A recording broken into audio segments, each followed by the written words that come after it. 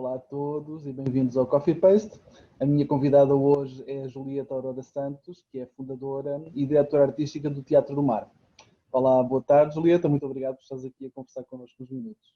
Olá, Pedro. Olá a todos. Obrigada eu. Primeiro que tudo, 2021 marca os 35 anos de atividade do Teatro do Mar. Eu pergunto-te, antes de mais, que balanço é possível fazer já desta longa caminhada que vocês já levam?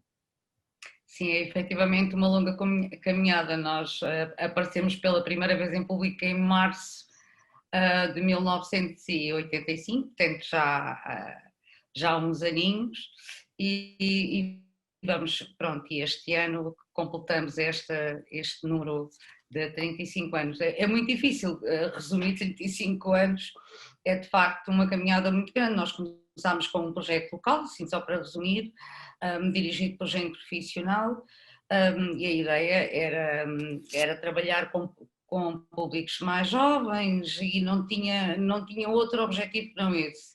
Mas o projeto cresceu muito rapidamente e de local passou regional, regional a nacional, e profissionalizámos-nos, entretanto, e depois foi todo um caminho também de saída do próprio país e percorremos muitos festivais europeus até agora, estivemos na maioria dos festivais dos países da Europa, muitas vezes com honras de abertura e de encerramento, e também nos especializámos numa linguagem que nos permitiu, uma linguagem com um caráter universal, que nos permitiu se calhar fazer essa circulação internacional que fizemos durante tanto tempo.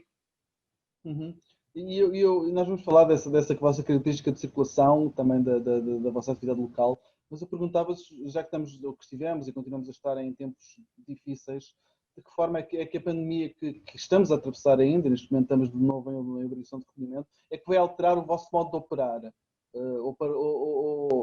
Ou paralisou-vos de todo? Como é que foi este ano que passou? Bem, nós fizemos o primeiro período de confinamento, fizemos o mais curto que nos foi possível, porque nós no dia 4 de maio já estávamos a trabalhar outra vez, com regras obviamente, mas voltámos a trabalhar e felizmente que sim, porque depois no verão, em meados de agosto, nós começámos a circular, obviamente, e fizemos uma circulação ainda significativa, tendo em conta o período de pandemia que estávamos a viver, mas nós fazemos rua, mas mesmo os eventos ao ar livre obedecem a um conjunto de regras. O público tem acesso restrito ao espetáculo, há regras de distanciamento, etc. Mas felizmente houve uma série de autarquias e de festivais que se conseguiram adaptar e mesmo criando regras, e o público compareceu, infelizmente. Mas claro, há anos-luz do que nós costumamos fazer. Nós viajamos o verão inteiro. O período do verão é o nosso período de circulação por excelência, porque fazemos teatro de rua. Claro. E pronto, este ano fizemos menos, mas fizemos, e portanto consideramos, apesar de tudo, que tivemos muita sorte e estamos gratos por isso também, porque pudemos trabalhar efetivamente. E o trabalho prolongou-se até o final do ano. Nós tivemos um convite para fazer parte do Circo Natal do Coliseu do Porto. Tivemos presente também, fizemos parte do elenco desse espetáculo, o que nos permitiu trabalhar até ao final do ano. Uhum. E agora pronto, agora estamos de novo confinados e depois de atravessarmos esta fase complicada, quais é que são as temáticas que vos interessa ainda assim trabalhar em 2021? Como é que perspectivas do ano? Nós temos nós obedecemos a uma programação que já estava pré-definida, porque nós fazemos parte das companhias apoiadas pela Direção-Geral das Artes, Ministério da Cultura, e portanto fizemos uma candidatura em 2019 a 2 anos, que abrangia 2020 e 2021. Obviamente nós tivemos que fazer uma adaptação e também alguma substituição dessa programação, tendo em conta estas novas regras de funcionamento.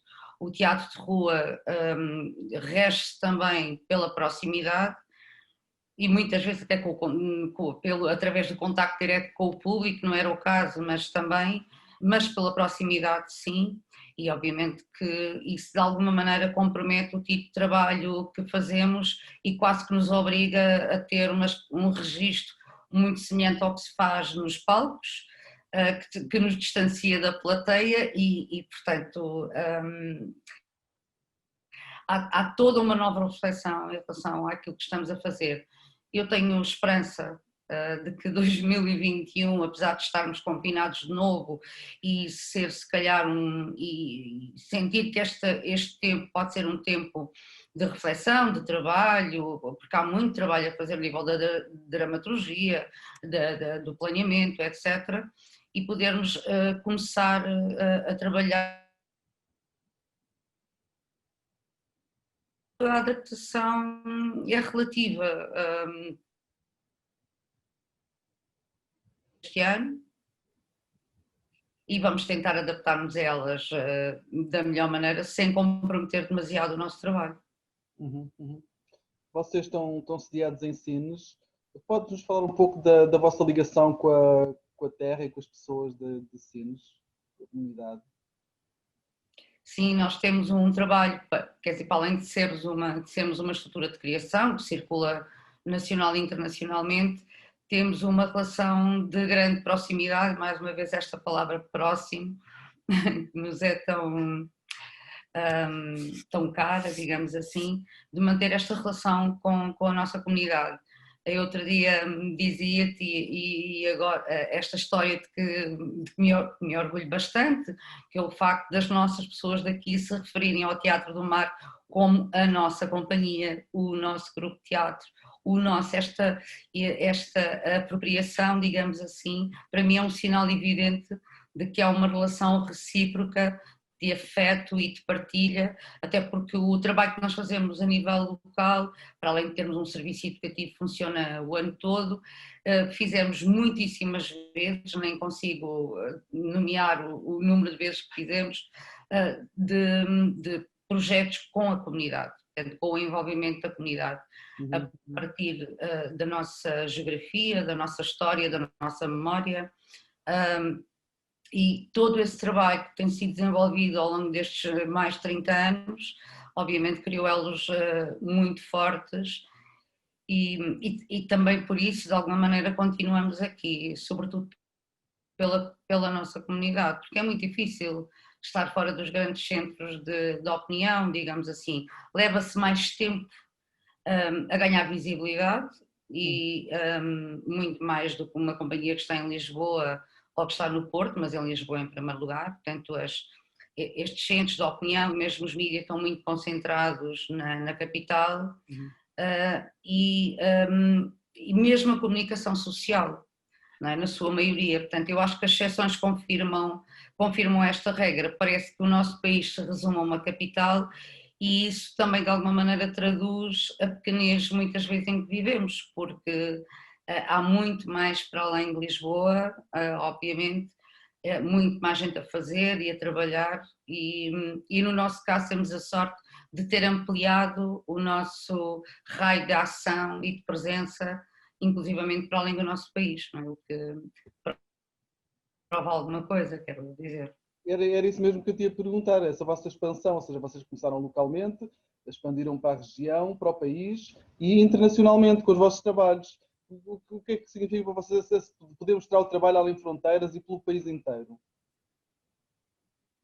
Como que não percebi a pergunta, não ouvi, peço desculpa. O que é que significa de uma estrutura que começou numa localidade, em Sines, ter expandido internacionalmente e o que é que significa ter aumentado a vossa abrangência para o país, para a Europa, para o Brasil? Qual é a importância dessa expansão e o que é que significado é que isso tem para ti?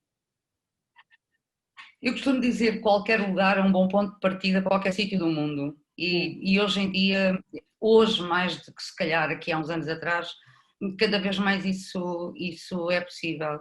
O que é que isso significou? Eu acho que uma das coisas que eu acho que de alguma maneira sempre nos estimulou foi o facto de nós vivermos no Alentejo litoral, e ter este horizonte aberto e líquido e portanto mutante à nossa frente, nunca nos fechou o olhar, e eu acho que viver num sítio pequeno não significa obrigatoriamente pensar pequeno. E, portanto, esta amplitude do olhar, este horizonte sempre presente, e numa cidade onde convergem coisas, é uma cidade industrializada, mas simultaneamente uma cidade com tanta história, berço do Vasco da Gama, a terra onde o poeta Alberto viveu, meu amigo pessoal, não é? E com quem trabalhei muitos anos, viveu toda uma vida. Reúnem-se aqui um conjunto de condições, digamos assim, que de alguma maneira lhe dá também este caráter que é urbano e simultaneamente rural, ao mesmo tempo, com tudo o que isso também tem de bom, porque estamos protegidos de alguma maneira aqui no nosso canto e com o mar por perto, sempre a alimentar-nos a vontade de ampliar o nosso caminho. E esta vontade permanente de viajar, porque o facto de se viver num sítio limitado, por ser mais pequeno, e esta vontade de ampliar, de alguma maneira também foi o leitmotiv para podermos começar a pensar no nosso trabalho de forma a internacionalizá-lo, e isso efetivamente veio a acontecer, o que foi muito bom. Sem dúvida nenhuma. Para terminar, peço-te um desejo para as artes, para os tempos mais próximos. Como? Peço-te um desejo para as artes, para os tempos mais próximos. Bem, resistência, mas eu acho que se há setor que está habituado a este exercício da contenção e da adaptação contínua, é o setor da cultura e das artes. E, portanto, não é propriamente algo que nos surpreenda, digamos assim. Já estamos, de certa maneira, calejados em relação a isso. E acho que temos todos uma enorme capacidade de adaptação às circunstâncias e de resistir. Portanto, se calhar a palavra que quero deixar é esperança. Julieta, muito obrigado. Foi um gosto falar contigo estes minutos. Muito obrigada também, Pedro. Obrigada a todos.